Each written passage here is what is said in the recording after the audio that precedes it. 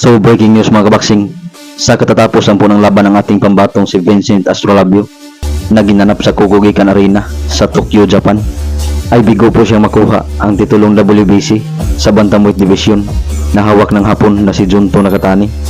Ito'y matapos siyang talunin ng Hapon via first round knockout. Isang mapaminsalang body shot ang pinakawalan ng kampiyon na si Nakatani mga kabaksing, na nagresulta ng pagkabagsak ng ating pambatong si Astrolabio na namilipit sa sobrang sakit at hindi na nakayanang ipagpatuloy pa ang kanilang bakbakan.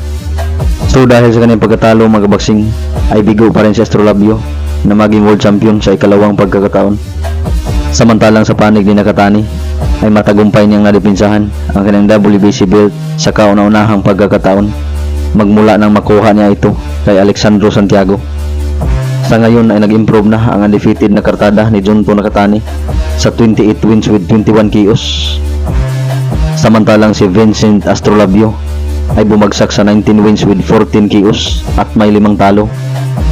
Samantalang sa co-main event mga kabaksing ay sumambak ang Japanese kickboxer na si Tenshin Nasukawa para sa kanyang pang-apat na laban sa professional boxing, kung saan kanyang nakalaban ang Puerto Rican boxer na si Jonathan Rodriguez para sa isang 10-round bantamweight match. Panalo si Nasukawa mga kabaksing via third round knockout.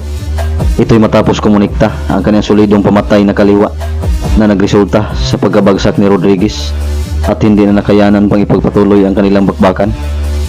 Dahil sa kanyang panalo mga kabaksing ay nag-improve na ngayon ang undefeated na kartada ni Nasukawa sa 4 wins with 2 KOs.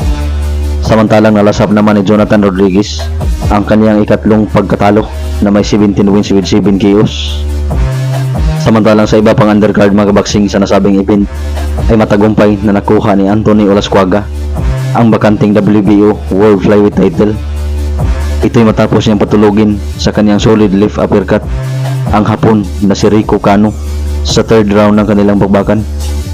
Dahil sa panalo ni Olascuaga mga kabaksing ay siya na ngayon ang bagong WBO World Flyweight Champion na nag-improve na sa kartadang 7 wins with 5 KOs at may 1 talo.